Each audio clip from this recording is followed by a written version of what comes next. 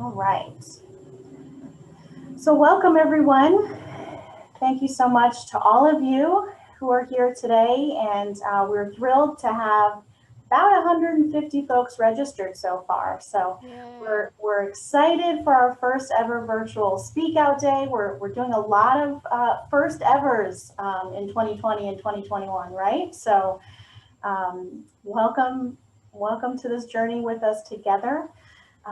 We'll go ahead and for those of you who are Speak Out Day newbies, I will go ahead and introduce myself.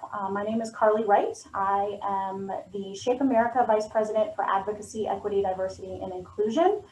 And Speak Out Day, like my colleague here, Karen said, best day of the year. And so we're excited to extend it beyond just a day this year and spend a few days here together with you. So Karen, you want to go ahead and say hello?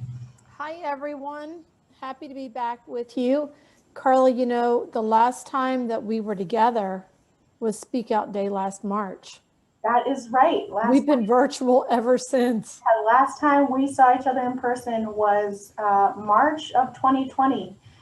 Those of you who were at Speak Out Day last year, remember that the very last day that Capitol Hill was open was the day that we were there for Speak Out Day. So how about that? Things, can you believe it's already a year later? I can't believe it. Well, hopefully this is the beginning of the end, right? And we'll be back together in 2022. That is our hope. So for those of you who are here, go ahead and drop in the chat how many Speak Out Days you've been to in the past, and or if this will be your first time. We have, I think, a very good mix of veterans and newbies. It's always great to keep building those relationships on Capitol Hill with our members of Congress. But really, Carly. What's that? See lots of newbies popping up. Oh yes, I love it. But always good to keep expanding our network and making sure we have more and more folks heading to Capitol Hill, even virtually this year. So I love it.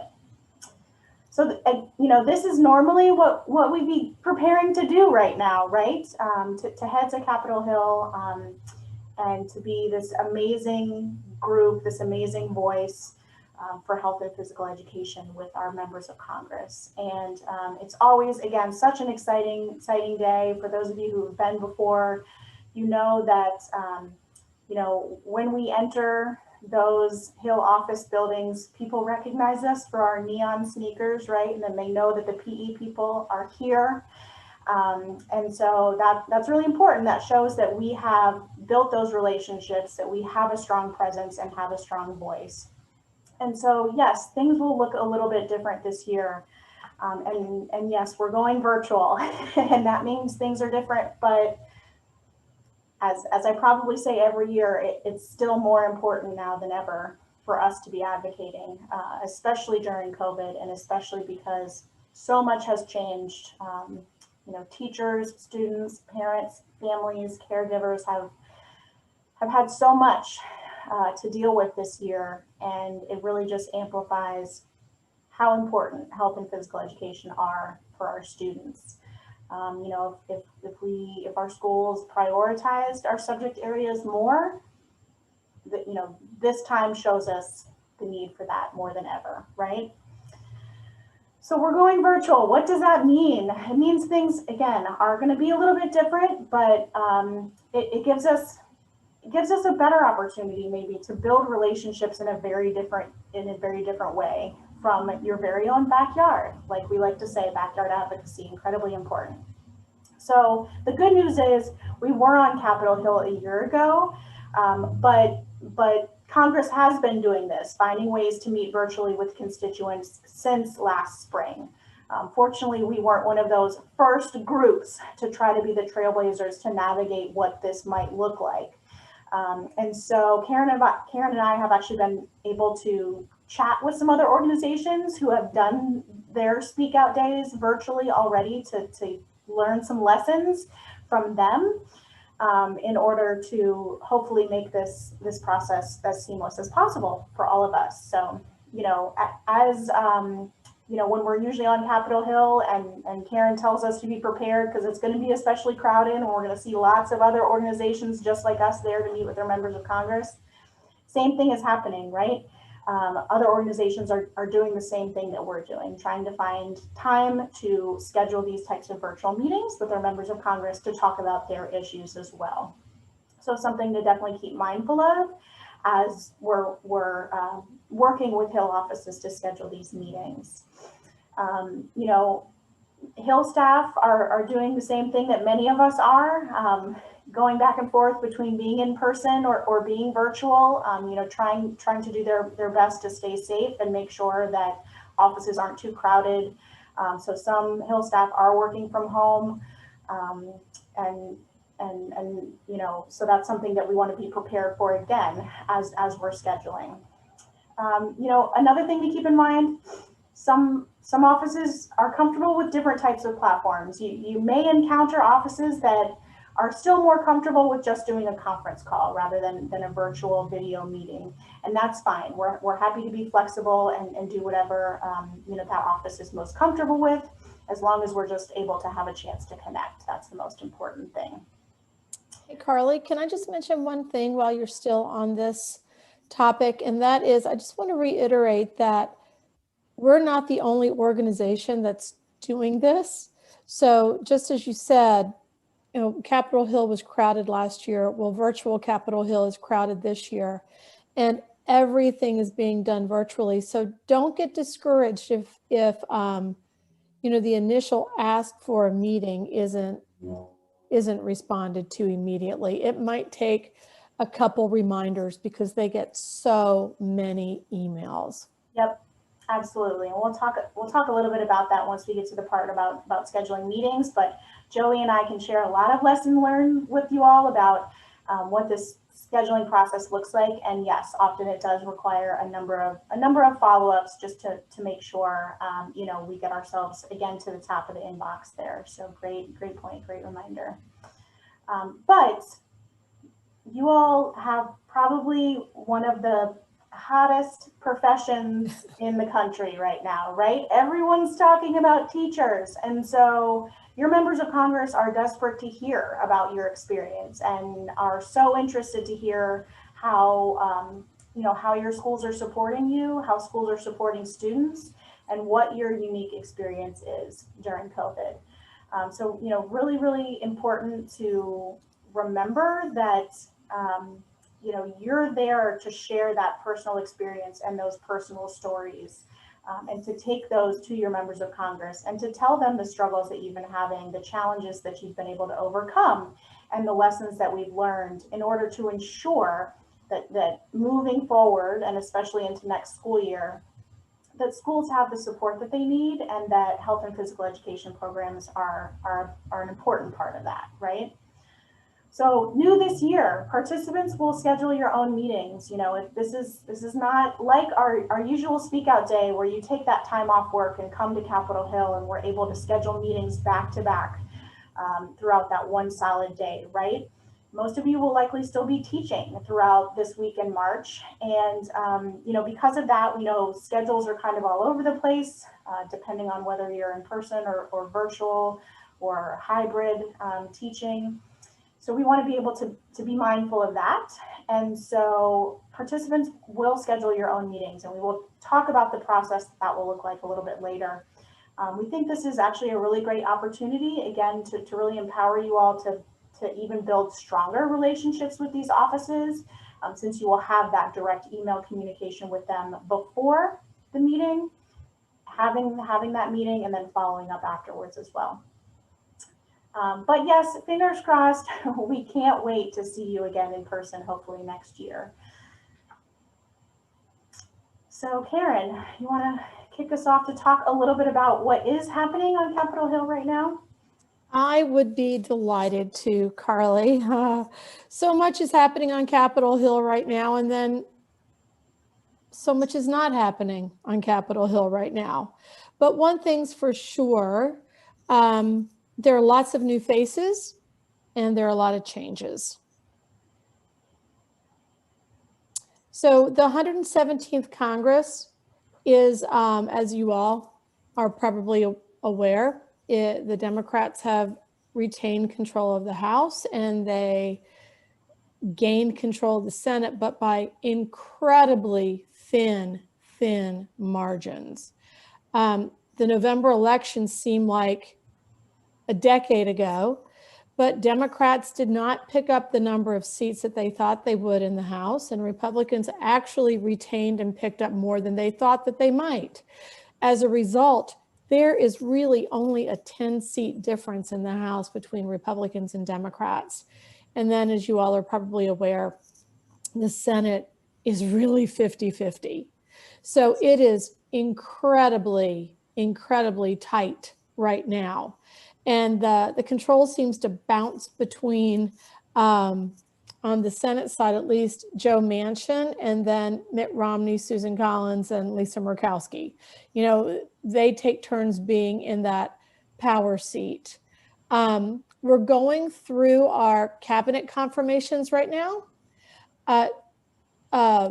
Miguel Cardona had his help committee hearing. I'm sort of in a time warp. I want to say it was 3 weeks ago. Sounds right. No fireworks.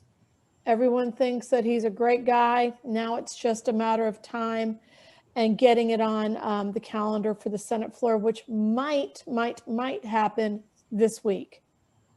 We're not sure, but that's the last we heard. It could happen Thursday. And then, as you all are painfully aware, there's a lot of focus on COVID funding. So it's all COVID all the time up here. And whether it's funding, whether it's a new vaccine, that's all Capitol Hill is really talking about that. And then the insurrection, we talk about the insurrection a lot too. But a lot of the focus has been on COVID of late. So leadership has changed a little bit, primarily in the Senate. So Patty Murray, with the change in from Republican to Democrat, Patty Murray is now chairman of the Help Committee. We're all pretty familiar with Patty Murray and the number of roles that she plays in Senate leadership. The new ranking member for the Help Committee is Richard Burr. So Lamar Alexander retired, and Richard Burr took over as ranking member of the Help Committee. What that means is that he's the lead Republican on the Senate Help Committee. Burr has been on the Help Committee throughout his career in the Senate. Education issues are something he's very familiar with, both K-12 and higher ed. He's from Winston-Salem, North Carolina, my hometown. And he is well versed in all things help. I think he will be a very good ranking member and a good partner for Patty Murray. He thus far has been very complimentary of the Biden administration in Secretary Designee Cardona, and has indicated that he is more than willing to work with Patty Murray. You all, for those of you who have attended Speak Out Days in the past, it was that relationship between Lamar Alexander and Patty Murray that really moved ESSA. So while we don't really have any K-12 legislation to move this Congress, it's good that we have two senators that are used to working together. Now, down at the Education Labor Committee, it's a bit of a different story. These are two familiar faces. Bobby Scott has been chairman for the past, this is his second Congress, and then Virginia Foxx, former chairman, is now ranking, also from North Carolina, who coincidentally took Richard Burr's seat in the House. You know, they're more contentious, and Virginia Foxx is more of a bomb thrower. I'm just going to say it. I mean, the Biden administration put something out, and Virginia Foxx flies out with a press release denouncing it. So she, that's right, Kim Ballard just indicated that she's not been supportive in the past, and she likely won't be. But she's the ranking member, and we'll work with her. and we will chip away and hopefully change hearts and minds. So there you have it. Patty Murray, Richard Burr, Bobby Scott, and Virginia Fox, the leaders of the committees of jurisdiction that oversee education issues. These are the authorizing committees. These are the committees that create and set education policy. So we're also going to talk about the Appropriations Committee. So just a reminder, it's the Help Committee and the Education and Labor Committee as the authorizing committees that set the policy, and then it's the Appropriations Committee that funds those programs. So for Speak Out Day, we always talk about the authorizers and the appropriators.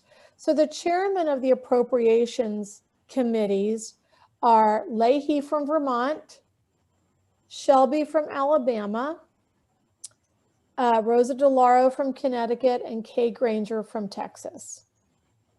So of these four, it's Rosa DeLauro of Connecticut who has been the most supportive of our funding and our issues.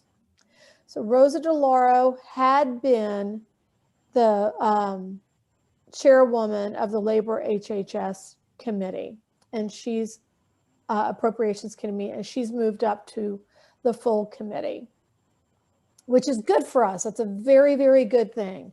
Rosa DeLauro is a champion on education issues. So let's go to the next slide. So then you have the umbrella Appropriations Committee, and then you have the subcommittees in both the House and the Senate. So look who's back, Patty Murray. It never gets old, Carly. We say it every year. She's on our authorizing committee and she's on our appropriations committee. She's in a very, very important position. And then ranking member Roy Blunt, who had been the chairman. Actually, Blunt from Missouri is very good on our issues as well. Murray and Blunt work together extremely well. Then we go down to Labor HHS, and look who pops up. It's Rosa DeLauro. She and Tom Cole really work well together. Tom Cole is a friend of ours. Tom Cole, when we got that big plus up in Title IV Part A, that was because of Rosa DeLauro and Tom Cole. And it's so funny. I'll tell a little story, Carly. So I was at a fundraiser for Tom Cole, and I went and talked to him about Title IV Part A, and I was giving the pitch, $700 million that you guys did in 2017. I mean, come on, that's not, we can't even do our work. That's completely against congressional intent. And he smiled and he looked at me and he goes, tomorrow you'll be very happy, very, very happy. And I called Carly. Remember, Carly? I'm like, yep. Tom Cole says we're going to be very, very happy. No way did we think that there would be over $1 billion in Title IV Part A. But that was Rosa DeLauro and Tom Cole working together for that. And then the Senate picked up the number. So that's why these individuals on appropriations are so, so important to us. So Karen, do you want to talk about how these subcommittees specifically oversee appropriations for each fiscal year for education? And that's why these folks are important specifically within this subcommittee? Yeah, Carly, I'm sorry. Absolutely. So the Labor HHS, so that's Labor, Health and Human Services, Education, they oversee all the funding for those agencies and the programs that they administer. So the programs that these agencies administer are the programs that the Help Committee and the Education Labor Committee authorize. So let's go back to Title IV Part A in ESSA. So when ESSA was passed in 2015, the authorizing committee said, this is such an important program. We believe it should be funded at $1.65 billion. And that's all they had to do. But then the appropriators had to say, we agree with you and here's your money, or we don't agree with you as 2017 and here's your $700 million. Go pound sand and see what you can do. So I don't know if you guys remember back in 2018 when we had our Speak Out Day, we were really telling the authorizers, hey, you guys, you put in for 1.65 billion and we only got 700 million and we can't do the job that you wanted us to do. So it's really communicating with both sides, because this labor HHS subcommittee, they're in charge of the purse strings for these programs. They're the ones that put those dollars in. They're the ones that also have to hear whether or not programs are working, if they're funded at the right level, if they're not funded at the right level, and what we need to be effective. Does that help, Carly? Yeah, that's perfect. And these are, again, this is an every year process. So this is why many of you who've been with us for many years are familiar with this ask, because we do need to go back to those appropriators each year to talk about exactly like Karen was saying, we need more money than last year, or this is how the program is working or not working, and what we need to keep moving forward. You know what a good example is, and I don't want to belabor this point or get things confused, but remember the PEP grant? You know, the PEP grant, that money for the PEP grant changed every single year. Yeah. I mean, one time, wasn't it like at $100 million? And then one time it was at $10 million. I mean, it went all over the map, even though it was authorized at a very high level, but it was the appropriators that determined how much money the PEP grant got every single year. Yep. So just because something is in a bill and it is authorized for a certain amount, that is a suggested amount by the authorizers, but it's up to the appropriators to put that money in every year. Yep. So here are the people on the help committee, and we've got some new faces. The names in red are the new members of this committee. So on the Democrat side, we're really, really excited. First, that Ben Lujan is on, right? He's a former member from New Mexico with whom we've met. But, you know, not to overshadow Senator Lujan, but we're really excited about John Hickenlooper. And I know that Clayton Ellis is as well. Just so everyone knows, Hickenlooper was the governor of Colorado, and he was a real health and wellness proponent. And I'm sure that Clayton can share his experience with it, but with him and the work that he did with the governor in Colorado. But we are so excited. Yeah, Clayton was on the, he was chairman of the governor's council. Yep. It was on physical fitness or health and wellness, Clayton. But Hickenlooper was held, was held up around the country as a governor that was doing it right when it came to not only students' health and wellness, but all Coloradoans' health and wellness. So we're super excited about that. On the Republican side, we have 3 new members. Tommy Tuberville of Alabama. So he is the coach of Alabama, right? Not Auburn, Alabama. I should know this. I should know that too. I should know it. Sorry. And then Roger Marshall, he's a former member of Congress from Kansas. Oh, Auburn. Thank you, Jamie. Leave it to Jamie. Leave it to a guy from Kentucky.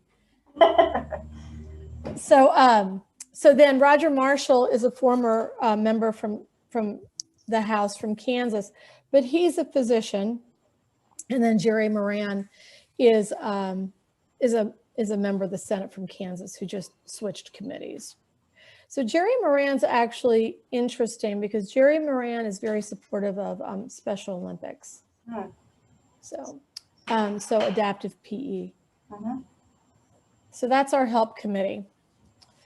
All right, so here's the Education and Labor Committee, and you guys, it is humongous. For the most part, the Democrats stayed the same. I want to note that John Yarmouth from the Louisville area of Kentucky is back on the committee. He's a great member, very interested in all things education. So really excited that he's back on for the Ds. Yep, I know our Kentucky folks usually meet with him, and he's on our is on our schedule again for this year. So Yeah, and he always has really, really good staff. Okay, so let's go to the Education and Labor Republicans. This thing is packed full of new faces. So beginning with Mariana Miller Meeks all the way down, these are freshmen. Joe Wilson from South Carolina is back on the committee. And listen, I'm not going to tell you guys anything that we don't know. The Republicans on the Education Labor Committee are an interesting breed. Many of them are there because they couldn't get another committee. Many of them are there because they want to do away with the Department of Education. Many of them are there for the labor side of things. So as a Republican and a former Bush appointee at the Department of Education, Republicans on the House Education and Labor Committee have always provided some bumpy sledding. So we're just gonna do what we always do and hope to change hearts and minds. that's right. Keep educating. We're going to keep educating, which leads me to the next slide. So Shape America did something that was absolutely unprecedented for this organization. And I really credit Carly and Stephanie for having the foresight and standing up and saying, this is wrong. Originally, Marjorie Taylor Greene was on the Education and Labor Committee. So Shape America, along with the National Association of Secondary School Principals, had a conversation, and they both agreed that this was a very, very bad idea. That, I mean, the list is long, and I'm sure you all saw the news accounts, but we Shape America initiated with NASSP a letter that over 40 organizations signed to remove her from the committee. And I'll just take a political turn here. The Republicans should have done it, but we gave the Democrats 40 organizations that said we support what you're doing. And she's removed from the committee. So yay Shape America, yay NASSP, and the emails that Carly and Stephanie and the folks at NASSP got from members and leaders of these four organizations were just incredible. Everyone stepping up and saying, thank you for speaking out, thank you for pulling this together, and thank you for making our voices heard.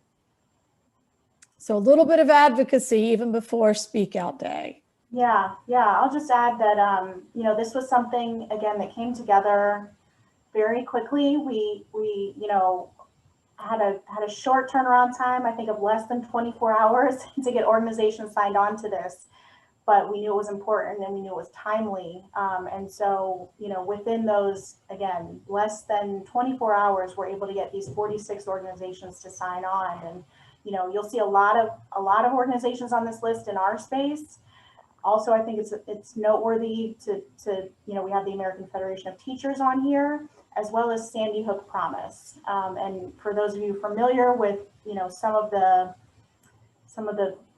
statements and things that Representative Marjorie Taylor Greene shared about school shootings and school safety, things like that, having Sandy Hook Promise, which is the organization that was created by the parents of students who were murdered in Sandy Hook. And that was one of the wonderful emails we got from them saying, thank you so much. As the education organizations in doing something, this was not a partisan issue. As Karen said, this was really just the right thing to do, that, we want to ensure that this committee that's overseeing education policy for our students all across the country is really grounded in truth and doing the right thing. So yay, Shape America. Yay. All right. So now we're going to go to the Senate. And these are the members of the Senate Labor HHS Education Appropriations Committee. We mentioned Patty Murray earlier, and then Roy Blunt. And again, they work together incredibly well, incredibly well. And he has been very supportive of our asks and working with Patty Murray. So if you have a meeting with one of these members, and if you have any questions, feel free to reach out to me and Carly. The thing we always say about Patty Murray, we see her name everywhere, right? And we know she's been fantastic for us. But the thing we need to remember, she's a former educator, but she champions issues for lots of people. And so it's again, important for us to find other supporters to rally together with her on issues. And it's the reason that it's important for us to keep on advocating, even for folks like Senator Murray, who are champions for education. We want to always remind her office and her staff that we are here to support the great work that they're doing, and we're here to work with them alongside. It's an excellent point, Carly. And here are the members of the House Labor HHS Appropriations Committee. Just a few new names here. Yeah. Ben Klein from Virginia is new on here. I believe Josh Harder is new on here. Chuck Fleischman, Tennessee, Brenda Lawrence, Michigan. Well, yeah, Chuck Fleischman had been on Approps. He just switched subcommittees. That's right. Yeah. Yeah. Jamie Herrera Butler's been on for a while. But actually on the D side, we've got a lot of our champions. Pocan, Catherine Clark, a lot of our champions here. Yeah. Interesting to see Rosa DeLauro become chairwoman of the broader Appropriations Committee, but still to keep this role as chairwoman of the subcommittee. It goes to show you, as you were talking about earlier, Karen, her commitment to supporting education initiatives. Yeah, I mean, just like Patty Murray, and just like Patty Murray, she carries a lot of water for many education organizations. Connecticut, big state this year, right? Got our Secretary of Education nominee. So we're excited. We have great folks in Connecticut. All right, so this year's kind of different in terms of the president's budget. So for those of you who have attended Speak Out Day in the past, we talked, whether it was Obama or whether it was Trump, we would, note the president's budget, and we would always say it's not going to go anywhere. That the president's budget is a suggestion, and Congress is the entity that determines what the agencies get, right? This year, it's a little different. This year, because as we said at the beginning of our conversation today, it is all COVID all the time. So the Biden administration has a specific COVID administration ask, and that is nearly $130 billion for K-12 schools. That's not higher ed. That's not early childhood. That is K-12, $130 billion. Carly and I wanted to kind of put into perspective what a humongous ask this is. In March, Congress allocated $13 billion in education funding. And then in December, another $54 billion in education funding. Those were enormous amounts of money. Not saying that it's not warranted, not saying that it won't be used, just trying to put it into perspective. These are big, big, big dollars. These are big asks. I'm saying that because we're not sure how much of that $130 billion is going to make it. But let's just say hypothetically that it does.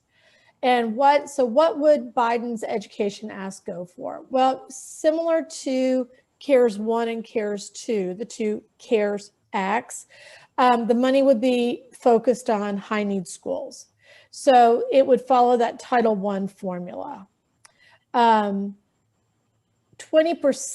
of that pot would have to help kids catch up academically, specifically out of school, after school, summer learning. And then there's some flexibility for what the school districts can do with the money, similar to CARES 1 and CARES 2. School readiness in terms of air filtration systems, sanitizing schools. I mean, just anything you can think of that a school would need to spend this money on, they pretty much have the ability to do that. The House Education and Labor Committee, interestingly, the authorizing committee packaged the Biden ask into a bill and voted it out of their committee. So it didn't go the normal appropriations route. That happened in early February, and it's likely to be included in the overall House package that should be voted on later this week. We have, you know, magic 8 ball, what will happen in the Senate. We're not quite sure what and when it's going to happen in the Senate, but that'll be the next step. I will say that both the administration, the House, and the Senate all say they want this done by mid-March. So hopefully in less than a month, we'll know what the education funding is going to look like coming out of Congress. And good timing again for us to be having meetings in mid-March. That's right. So we're going to have to be a little, right? So we're going to have to be a little flexible. Carly and I were talking about this earlier today. We got to be a little flexible on our asks. So there may be a stimulus push ask. Yep, as usual, we wait all the way up into the moment before we're having those meetings to make sure that your leave behinds and all the information that we have prepared for you for your meetings is up to date, because things like this happened up until the last minute. So just one thing I want to point out, just Carla, if you don't mind, just going back for a second. Yeah, sure. The House did make a change in the Biden ask. I don't know if you all were tracking on CARES 1 and CARES 2, but it had that GEAR funding, the governor's discretionary funding, and they had to split it between K-12 and then higher ed. The House package did not include that. Did not include any of the governor's funding? No. Nope, that's out. That governor's discretionary funding is out. Okay. So that's one change. Yeah, well. I mean, who knows, the Senate may put it back in. Yep. But I just thought that was kind of interesting and worth noting. Yep, something we'll keep watching. Okay, but guess what? Even though we're talking stimulus dollars, we still had 2021 appropriations pass, and Carly, you're going to do this one, right? Yep, happy to take this. So yes, back in the end of last year in December, when the last COVID stimulus funding was passed that Karen was just talking about, Congress also bundled that together with sort of our standard FY21 appropriations. So all of that COVID education funding that Karen was just talking about would be in addition to our regular ESSA funding streams, right? And so here's what it was included in that appropriations funding that was passed in December of 2020. And you'll see some increases here that we should be very happy about. So under the Every Student Succeeds Act funding, Title I, which we know goes specifically to support those lower income schools, that was passed at $16.5 billion, which is an increase of $186 million over the previous year. Title II, another one incredibly important to us, is one of the subjects of included in a well-rounded education, passed at $2.1 billion, an increase of $11.3 million there. And then of course, the one that is near and dear to our hearts, Title IV Part A, specifically where health and physical education find themselves to be, priorities within well-rounded, safe and healthy students and technology, $1.22 billion. So an increase of $10 million there as well for Title IV Part A.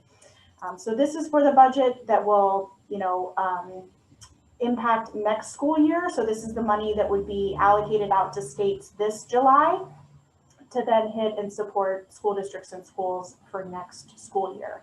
So we already know these numbers going into next school year.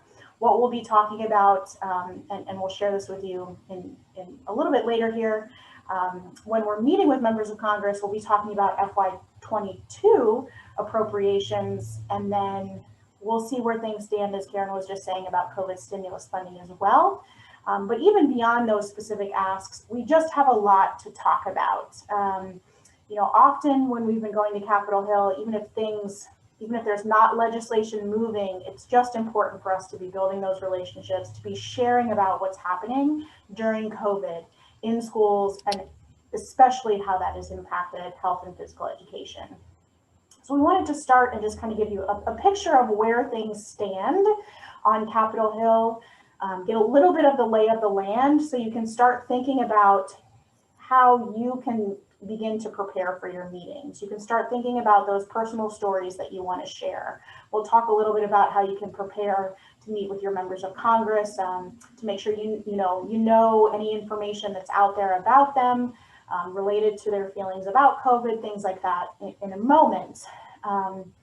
But we think it's important for you to start thinking about those things now, a few weeks before we get ready to do our much more in-depth issue prep session on March 15th. So that's just a little bit of a taste for you. And now we're going to get into a little bit more of the logistics piece. So as I mentioned earlier, things are looking different this year, and a big part of that is how we're scheduling meetings.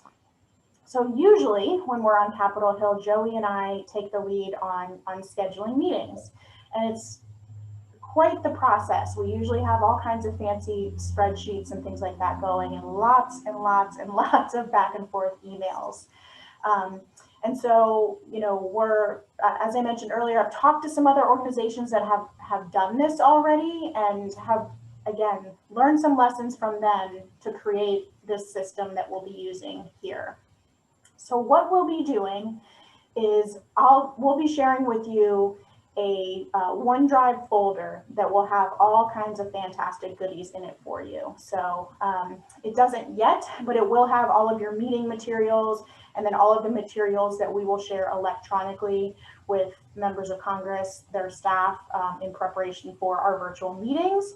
But it will also have this master meeting schedule. So I am giving you all the keys to the kingdom here. So bear with me because this is usually this crazy spreadsheet that we have in the background where, we're wheeling and dealing and fitting things in.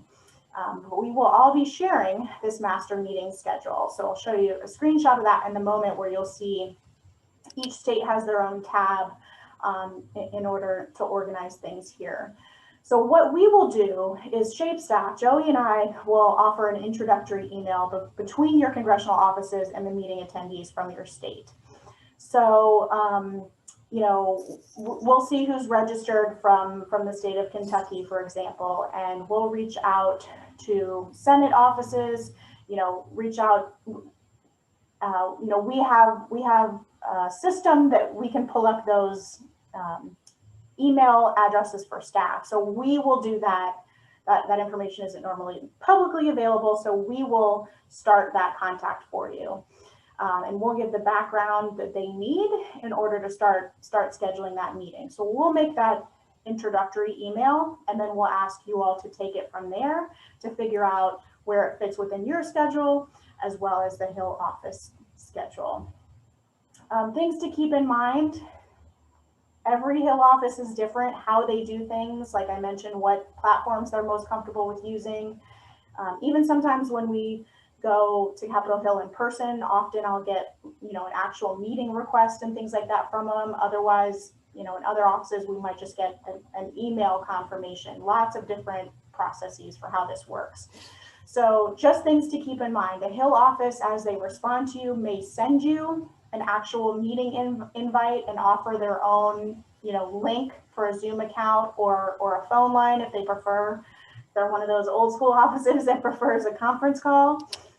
If not, we want to be as proactive and flexible as possible here. So if not, if they don't have a Zoom account to offer, please go ahead and offer your own Zoom account if you have one already, or of course you can always register for a free account that will, offer you unlimited meetings, but does have a 40-minute time limit. We don't expect these virtual meetings to probably be more than 15 to 30 minutes at the most, so we don't think that should be an issue at all. So if they don't once you agree upon a time, if they don't proactively share that information, please go ahead and do that. Hey, Carly. Yeah. Just a FYI, and I'm not making this up, but there's some Hill offices that will only do phones for security reasons. Yes. So I was taken aback the first time that happened. Like, really? Yeah, really. So some of them are super duper paranoid about using Zoom. Yep. No, I know from some folks that we have registered that there are some of those offices on our list of those we'll be scheduling that, just that Karen and I know of. So yes, just be prepared for that, and just be willing to be flexible and comfortable with whatever they feel like works best. So I guess the analogy, Carly, would be, when we have to stand in the hallway and take a meeting, that's the phone call. Exactly. We're used to being flexible on Capitol Hill, Karen. Right. We'll take a meeting in the hallway. We'll take a meeting in the windowsill. We'll take a meeting in the lobby, wherever it might be, right? We'll call you from a payphone. We'll do it. Yes. So yes, just again, be willing to be understanding and be flexible for that. So here is just sort of a snapshot. I've built out a majority of the schedule already. If anybody is registered last night or today from Connecticut and they don't see their name on the list, that's why. That's about as far as I've gotten so far. But you'll see the tabs at the bottom, so every state has their own tab. So please only, obviously, put in the information on your own state's tab.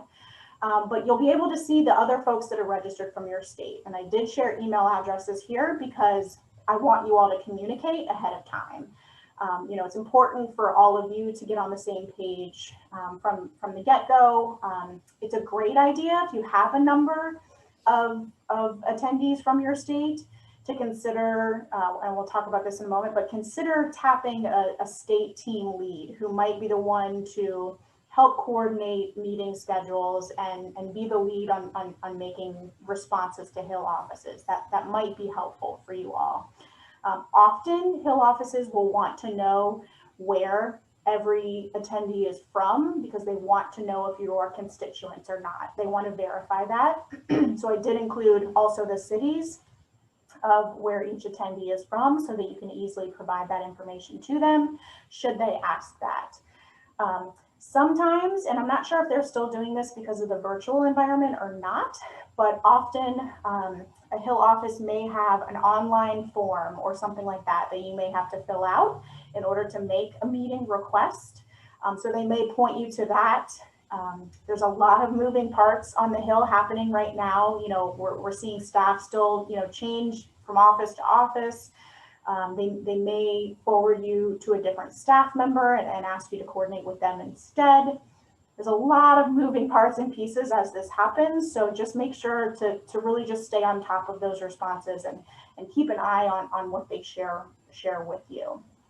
Again, have included the information about obviously your senators from your state, as well as the representatives, and have specifically included for the House members who's registered from each state is the specific constituent for that representative, which is important. So in this case, we would want to make sure that all 5 Connecticut attendees don't necessarily have to attend every single meeting, but if we're scheduling a meeting with Representative Courtney's office, we want to make sure Carol Ciato is in that meeting because she is Representative Courtney's constituent. So that's incredibly important.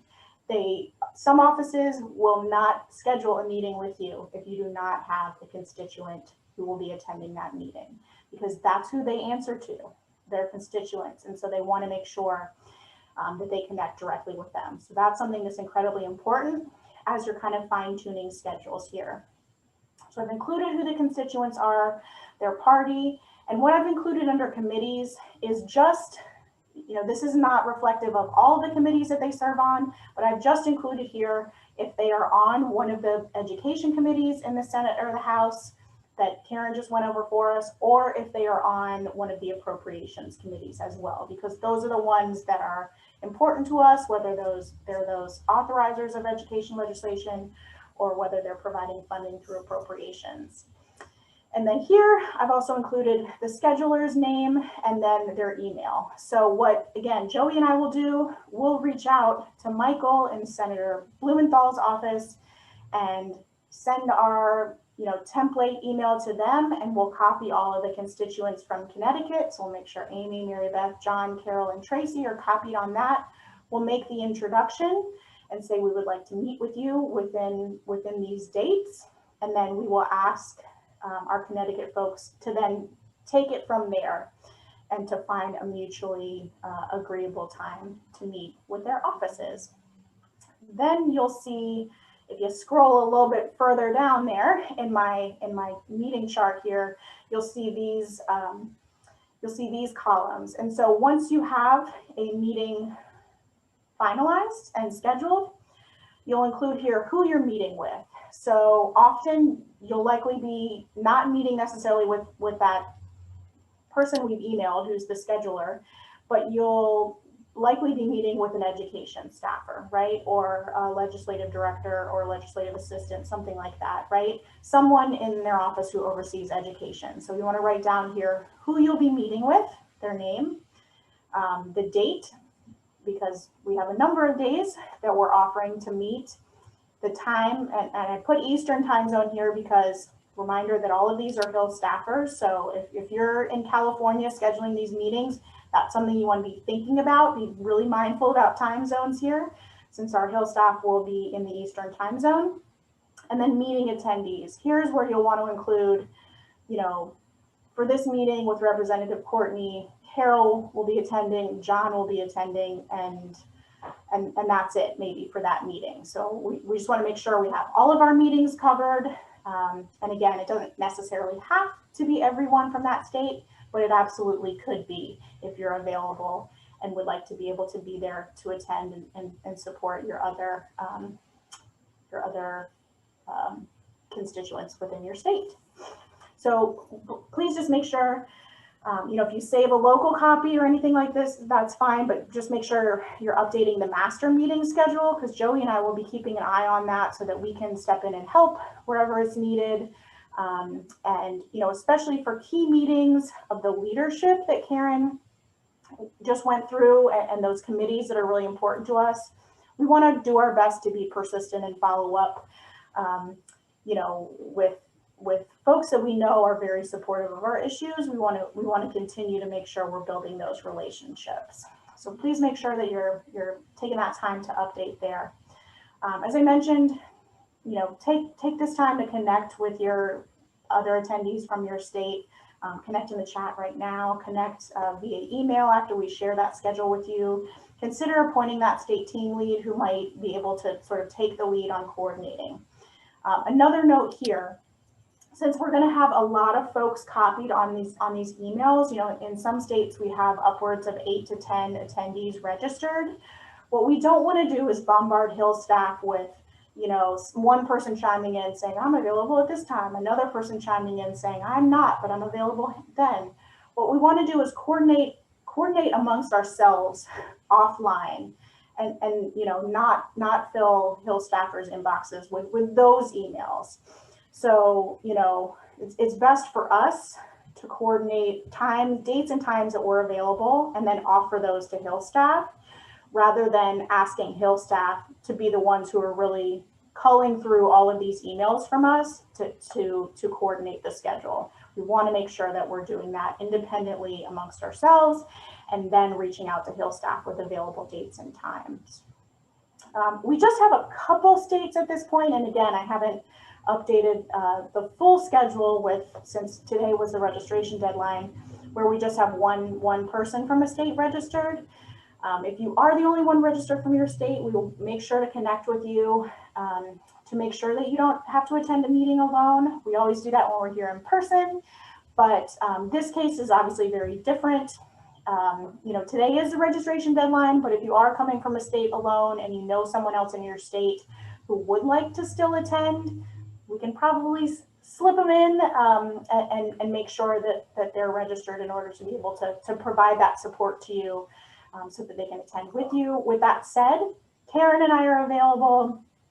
Stephanie Morris, our CEO, Joey, of course, and a couple other folks on our staff are also going to be available to attend meetings, fill holes as needed.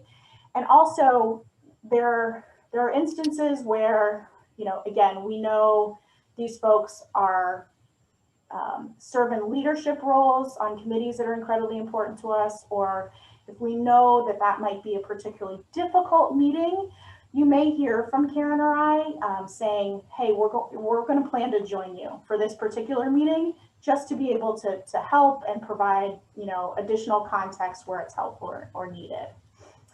So just a reminder. We're here to help. We're here to help. That's right. And just so you know, all of this best practices stuff on meeting scheduling, I'm turning into a document that will be shared with you as well. So you're able to kind of walk through that process step by step. But I wanted to really just chat all about it today, since it's a very, very different process than we're used to. So we're recommending about 2 to 5 attendees per meeting is kind of the ideal. So, and when I say 2 to 5 attendees, I mean on our end. So we do have some states where there are, again, upwards of 8 to 10 attendees. And that's the perfect opportunity to kind of break up into groups to be able to cover all those meetings. I know, for example, in states like Minnesota, New York, New Jersey, there's a lot of House offices. Kudos to you guys for finding people in many different congressional districts. I love it when that happens, so that we can pick up as many meetings as possible. But likely that maybe not every person from your state is able to attend all of those meetings.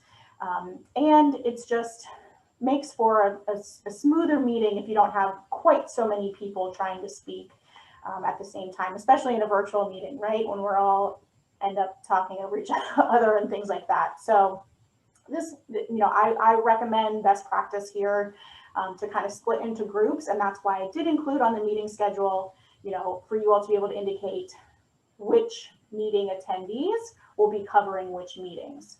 Just a reminder, we want to make sure that the constituent or constituents of that particular representative is included in that meeting when it's scheduled. So you may want, as you're communicating with those House members, we may want that constituent to actually be the lead on scheduling those particular meetings, because we want to make sure, for example, shout out to my friend Lisa Smith, that she's the one who's there in Representative Angie Craig's meeting, right? Because that's her representative. So we want to make sure it accommodates her schedule first and foremost, and then whichever other folks from Minnesota can join her, great. As I mentioned, most meetings will likely be with a staff member that covers education. As we always say, these staff meetings are so important because the people that you're meeting with are the experts for their office on these issues, and they're the ones that will go back to provide recommendations to their boss on how they may vote or support a particular issue, budget line, cause, things like that. I've reached out to some of you all in advance of the Secretary of Education hearing, and we found then, Constantine is here, I think, we found then that there's still staffing changes happening right now. When we reached out to Senator Warren's office, turned out that the staffer that we used to meet with all the time in her office has now moved on to Senator Warnock's office. So likely to still be those staffing changes. So please be flexible again and just keep an eye on any kind of, auto responses and things like that we may get because of that. And for some reason, we're not reaching the right person, Joey and I can always go back into our system and find another name from that office for us to reach out to as well. Just some things to really flag here to remember. We will do that initial outreach for you. So, please don't go ahead and start doing that outreach right away. Again, there have been lots of staffing changes with, whenever we have new members of Congress, a new session like this, there's lots of moving around. And so we want to make sure that we do that initial outreach. That way we ensure every Speak Out Day attendee who's already registered is included on that, as well as we're reaching the right office with the right info. And again, just a reminder to keep that master shared online OneDrive meeting schedule updated. That way Joey and I will be able to keep an eye on things and help and follow up as we need to. And Karen and I will be able to keep, looking at that schedule to see where it might be helpful for, us to provide support for meetings or support and scheduling as needed. So that was a lot, and we're going to keep talking a little bit about what this virtual process will look like now, and we will have, since I'm in presenter mode, I can't see the chat here, so I apologize for that. If folks have questions, we will get to them shortly.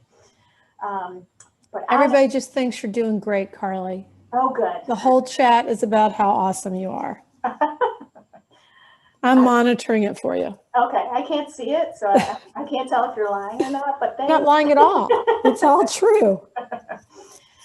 All right, so that's the scheduling meeting process, which, like I said, Joey and I do this every year, and it boggles our minds. So, just be patient and kind with yourself as we get through that, and we are all here to help you through all of this. As I mentioned, we do want to start thinking about some of these things as we're scheduling and as we're preparing for these meetings weeks in advance. We'll make sure that you know the issues on March 15th when we meet again. We'll make sure that you're prepared for pushback. We'll make sure that you know the latest and greatest related to COVID stimulus funding, all of that, right? But here are the things, you all as experts out in the field, as experts in your community, here are the things that you bring to the table that Karen and I cannot, right? When we have meetings, we can tell your stories, but we can't be them in the same way that you are. So they are desperate to hear how COVID has impacted your school and your community, and particularly how COVID has impacted health and physical education at your school. We've worked with a lot of local communities where budgets have been cut already, and in some cases, teacher positions have been either on the chopping block or eliminated. In some cases where, perhaps you're in a virtual environment and health and physical education are no longer being offered, or health and physical education, if you're back in an in-person environment, I know in some of the schools around here in Virginia, our physical education teachers were being asked to be classroom monitors rather than actually teaching physical education. So, that's kind of the challenge side of the coin, but we also have some really great stories to share and some innovative ways that our teachers have done just absolutely phenomenal things. Two of my favorite people to shout out about the great work that they're doing are Anna from Missouri, if she's on here, and Kyle from Arizona, always doing just amazing stuff. I hear Karen's assistants over there. I know my staff assistant is going to get a demotion. She doesn't stop barking at the FedEx man. Zoom life, right? So, as I was saying, yes. So there are also some really amazing stories for us to share, and it's important for us. It's important for us to remember to do that too. Where have there been the bright spots? Where have you found unique ways to make connections with students, and what has that looked like? Where have been the places where health and physical education have turned out to be the most important subjects during this time for students. So those are all the things you want to start thinking about, and have your kind of elevator speech prepared to be able to share those types of personal stories, with your legislators and with their staff. So this is, here are a few examples of some of the really great media coverage that we've gotten related to health and physical education. This Washington Post story here at the top was an absolutely fantastic one. That again really highlighted how important health and physical education have been for students right now. Those are the things that we need to talk about, especially early on when we were all stuck in our homes, day and night, and needed that outlet for movement, and needed to educate students about health skills and the importance of, how many times have we talked about washing hands and healthy relationships right now and what that looks like, so many things, right? So these are some of the stories that we're going to work to find ways to share with the Hill in advance of our meetings so that they can see this in action and see that parents, that caregivers, that students, that teachers and schools have all found ways to pivot, to be flexible, and to really continue to support health and physical education through this really difficult time. So, in addition, as I mentioned, we will be sharing this OneDrive folder with you that will have that master meeting schedule. It will also have all of that information that you would usually get in your hands in your packet when you would show up for Speak Out Day. So we'll have all of that information on this shared drive available for you online. So you'll see the two different folders here. You'll have your attendee materials, which is usually a lot more info, where we give you lots of background information to kind of cull through and, pick out what facts and things you think are the most, salient and important for your meetings. And then you'll see the Hill office materials. So I'm really going to pare these down this year, since we will be virtual and we don't have that opportunity to really hand them a packet in the same way. We want to be more concise than ever. So probably just a 3 or 4 documents here that I'll include in that Hill office folder. And we'll ask you, we'll have them available here, and then we'll also have them posted on our website. So you're able to either include them as an attachment or provide them a link to be able to find that leave behind material for your visits. We will let you know when all of this information is uploaded and up to date and ready to go. As we mentioned a number of times, there's a lot of moving parts right now, especially when it comes to COVID stimulus funding for education. So we want these materials to be latest and greatest and most updated as possible. So we will let you know when all of that information is completely up to date and ready to go. But know that you will have access to these materials online in that way ahead of time. And I think I'm handing it back to you here, Karen. So yes, Carly, thank you. So we need to know who we're visiting, right? So are you meeting with a member of the House or the Senate? What party? What are their interests? What are their positions on the issues? As we mentioned at the beginning of our conversation today, we've got a lot of new members, especially on the House side, especially on the Republican side of the Education and Labor Committee. A lot of new members, and a handful on the Senate Help Committee. Google's going to be your friend. Social media is going to be your friend. In preparing for our conversation today, Carly and I were chatting earlier, and I was sharing with her some of the comments that the new Republican members of the Education and Labor Committee made when that funding bill was being marked up. In other words, considered, and amendments were being offered in the House. And we thought it was really important to note to you all what some of those comments were.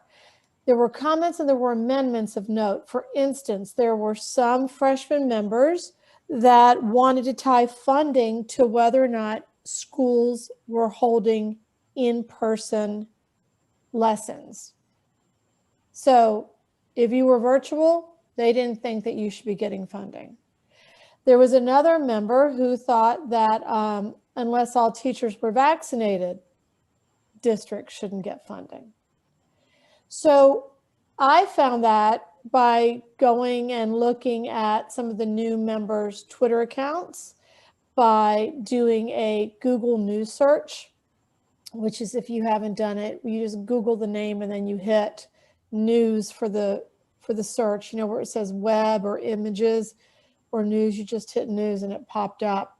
So there's an awful lot you can find by looking at social media, looking at their websites, especially the campaign websites. The official websites aren't going to be as forthcoming, but those campaign websites have a lot of interesting stuff on them. So at least get an idea of who you're meeting with. The fact that we've had a lot of conversations about school reopenings, this Secretary of Education nominee, and of course, stimulus funding, there's a treasure trove of information to do a little bit of research. Then you want to know if their committee or what their committee or subcommittee membership is. So for both the authorizing and appropriations committees, there are subcommittees. So under those the Help Committee and the Education and Labor Committee, there's a whole subcommittee on K-12 education. So it'll be important to know if they're on that subcommittee. And then finally, why should this person listen to you? I mean, we say this every year. You guys are the experts, and we're doing them a favor. Remember, it was last year and the year before when we had the district staff come and speak to us at Speak Out Day, and they really hammered home how important it is to hear from their constituents. I mean, you guys are on the front line, and you have information and knowledge about the hottest topic in the country right now, schools. Yep. Everybody's talking about schools. So you are providing a tremendous service to these offices when you go in and meet with them. You are their constituents, you have knowledge, and you have information that they need. So don't forget that. Karen, we talked a lot about the education committees, the Senate Health Committee, the Ed and Labor Committee in the House, and the Appropriations Committees. Can you talk about how, you know, even our members of Congress that are not on those committees, why it's still important to meet with them and how they can still influence, you know, education policy? You know, Carly, that's a good point. I'm glad you brought that up, because we spend a lot of time on our authorizing and the appropriations committees. But some of our best champions have come off committee. Yeah. And by off committee means an individual that doesn't serve on one of the committees that we've been talking about this entire afternoon. So it could be an individual that is on Veterans Affairs, but his or her husband, wife was a physical education teacher. That's why it's so important to look at their campaign website, comments that they've made on social media, and Google News. I mean, whether they're on the committee or not, Carly, I bet you they've had a comment about schools reopening and COVID funding for schools. Absolutely. Absolutely. And like Rodney Davis from Illinois was not on the Education and Labor Committee, one of our biggest champions. Yep, absolutely. Ron Kine comes to mind from Wisconsin. Ron Kine, Tim Ryan, another one. Yep. So a lot of our best champions are not on these committees. We love Ron Kine too. So just like we would chat about if we were doing an in-person committee, Zoom meetings are the same. Conference calls are the same. Be polite, be on time, be professional, and be confident. I mean, sometimes these meetings are a little intimidating, especially when you're meeting in a hallway, but we've all been Zooming long enough to be comfortable on Zoom.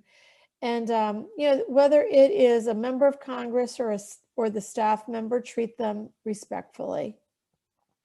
Even those members and staff whose hearts and minds we are hoping to change. And we're always positive. Always thank that member, always thank that staffer for their interest in our issues, especially if they've previously supported us. You know, these members and these staff It's a hard job.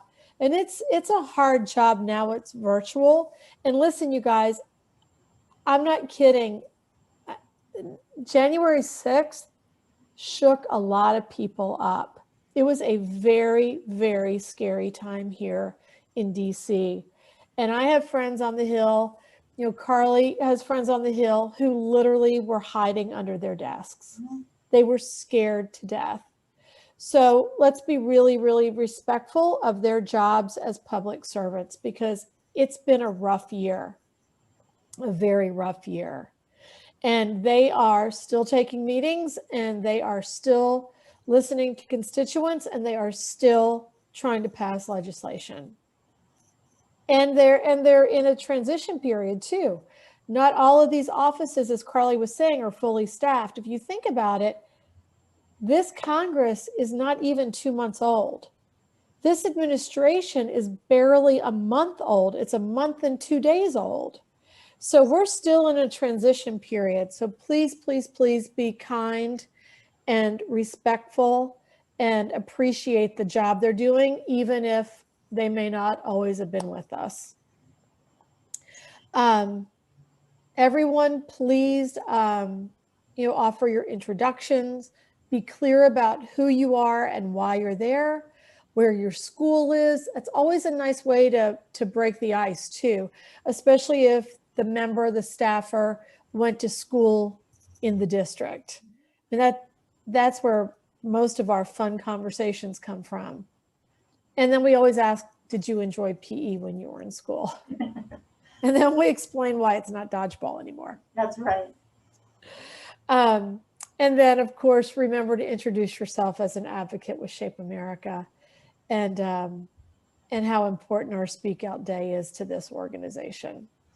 Yeah, because that'll look a little different this year. We're not going to walk in our offices with our Speak Out Day stickers on and our neon sneakers, but drop in the chat how, if you have a clever way that you're considering still incorporating your neon sneakers into your virtual meetings. I'm very interested in this. So it's going to look a little bit different, but we still want to make sure that we're offering that we are there with Shape America, because many of these staffers we've worked with for years and years and years, and Joey and I have continually reached out to them every year. Many of you have established relationships with these offices, so we want to make sure, again, to remind them of that, so that they, that light bulb goes off and they remember meeting with us last year and the communications that we've had with them since.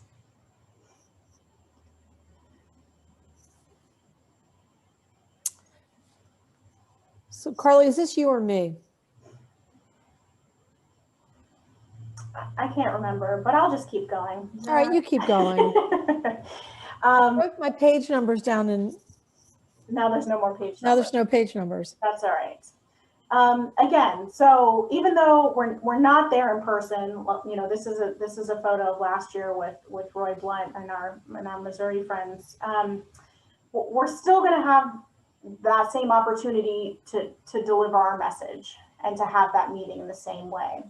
So you want to make sure, as I mentioned, as you're thinking of those personal stories, take a moment to practice those ahead of time, and be mindful that these meetings may only be 10 or 15 minutes long. So you want to be able to succinctly deliver your message, and really get to the point, but be very powerful in the messages that you're sharing. We will have a little bit of time on March 15th for our states to have a chance to meet together. To determine, who will speak first, provide those introductions, and kind of map out what your meetings will look like. But as I mentioned, as we schedule, there may be different folks in different meetings, so you may want to touch base ahead of time just to make sure, sort of the order of operations as the meeting goes along. Make sure that you do make that official ask, and get a clear answer of support. See if you're whether it's a staff person you're meeting with or a member, they're able to tell you whether they're willing to be supportive of our asks. And if they ask you something that you don't know the answer to the question, great, because that gives you a reason to follow up. So, offer to find out, offer to connect them with someone, and offer to follow up from there via email. gives you a great opportunity to do that. So this is sort of a sneak preview of what our official asks will be. You know, we're still working with some of our coalition partners, so some of these may be fine-tuned and changed, and some of them, again, will depend on timing, especially with COVID. But what we're calling this our share and ask this year. So you want to provide lawmakers with an update on health and physical education in your state and your district. What is happening right now with health and PE? How has COVID impacted health and PE? You know, what model of learning has your school been under? How has that gone? And how have health and physical education been prioritized or not during this time? You know, again, as we mentioned, depending on timing, we could be weighing in on that COVID stimulus ask for schools. You know, while that COVID funding isn't specific to health and PE, it's incredibly important in protecting teachers, in ensuring schools are safe, in protecting teaching positions, and in protecting jobs. So all of that is incredibly important to us still. And then, of course, we continue to ask for support for Title IV Part A and Title II Part A to support professional development. So we'll go into these specifically much more in depth during our prep session on March 15th. And then after you have that meeting, usually you fill out a piece of paper right after your meeting, a meeting report form that you provide back to Joey and I. Now we're moving that online. We have an online form that's set up. So we want you to complete that online meeting report form and do that right after the meeting. So, you know, you don't have a chance to go off and teach or go chat with your family, your friends, or whatever it may be, and forget any of those meeting details. So please fill out that online form right away after you have the meeting. Make sure you follow up and just, you know, say thank you to the staff who took the time to meet with you. Provide any follow-up that they may have asked for, share any additional information, provide links back to our leave behinds if you hadn't already done that. Gives you also an opportunity to ask again if you weren't able to get a clear yes or no of their intention to support or not. And then, you know, offer support. You know, lots of members of Congress are sharing newsletters with their constituents right now, especially specific to schools, to provide additional resources to their constituents. Guess what? We have great resources to be able to offer them. We have our school reentry considerations. We have the school playbook that we've partnered with Kaiser Permanente on that's perfect for parents and school administrators as an audience. We have lots of great information and resources to provide. I know, for example, you know, Mark and Becky Fulmer of Illinois did an amazing job of building this relationship with their member of Congress and through Speak Out Day, and were asked to present on a webinar for her office, you know, in talking about schools during COVID. So there are lots of opportunities for you to continue to connect with them. You know, maybe they can't come visit your school right now, but we want them to come visit in the future, whether they're doing virtual events or things like that moving forward as well. So we always want to remember that Speak Out Day isn't just that one time of year, but we want to keep building those relationships year round. Again, just a quick snapshot here, reminder that we have just a couple short weeks until we'll really kick off meetings. So on Monday, March 15th, will be our mandatory prep session, and it's really, really important that folks find a way to attend that live because we will kick off meetings that very next day, and that's where we'll go really in depth into what's happening in Congress up to that moment, give you that ESSA and COVID background, dig into our asks and prepare for pushback. And then you all will have meetings throughout that week based on your own schedule. Don't forget to complete those report forms so that Karen and I can go through and look at those, provide any follow-up as needed. You know, those meeting report forms are how we find, you know, how we found out in the past that offices we had no idea were champions of ours and really supportive of our issues. You know, in the past, they've introduced legislation for us or co-sponsored legislation for us. And really carried some of our issues for us. So that's incredibly important for us to kind of keep an eye on those types of things. And then at the end of our week, we will have an opportunity, you know, usually maybe we head to the Holiday Inn bar or something like that when we're done with all of our meetings that day on Capitol Hill. We'll have a chance to virtually cheers to our advocacy success at the end of that week as well. I mean, will we go virtually to the wharf this year, Carly? Oh, I don't know. We'll see what Clayton has up his sleeve. Right, Clayton? So with that, I think we are like right at time over here, but I'll just take a minute to see if there's any questions that we can take right now quickly while we're all together. Otherwise, obviously, please don't hesitate to follow up with me or Karen or Joey independently with any questions. Anything come up in the chat that Karen or Joey, either of you saw that we should talk about before we head out today? As first, Carly, I just saw how great you were. Nothing on my end. All right. We can always answer questions. Yeah, and don't forget to share, and we'll talk about this more on the 15th as well, but don't forget to share your meetings, share what you're doing, share photos, share pictures of your sneakers on social media. This crew is always amazing on social media. We always get awesome engagement, and we know how important social media is as an advocacy platform. So, you know, we won't all be together in Washington, D.C. this time, but let's see if we can still, you know, get some hashtag shape advocacy, hashtag speak out day trending going. So don't forget to do that as well. All right. Well, seeing nothing pressing, I will just say thank you, thank you, thank you. We will share the PowerPoint, and we will share meeting recording and meeting schedule and other materials will be coming your way very, very soon, as well as those introductory emails will likely kick off on Monday for you of next week. So please look for all that coming very, very soon. Official hashtag, I think, Joey, we always use shape advocacy, but then hashtag speak out day as well. Are we going with the regular old speak out day this year? We're not mixing up with virtual, right, Joey? Yeah, we have Shape Virtual is going to be our convention hashtag. It is also an all-encompassing hashtag that we're going to use going forward for any virtual meetings that we do. So you can use that one as well, but hashtag Shape Advocacy is the primary one, and then hashtag Speak Out Day is the secondary, and you can toss Shape Virtual in there as well. Sweet. Awesome. Well, thank you all. Thrilling to see you virtually. Can't wait until we get to be together next year at Speak Out Day and in New Orleans next year for convention as well. But thank you all so much for your commitment to advocacy, and thanks for all you do.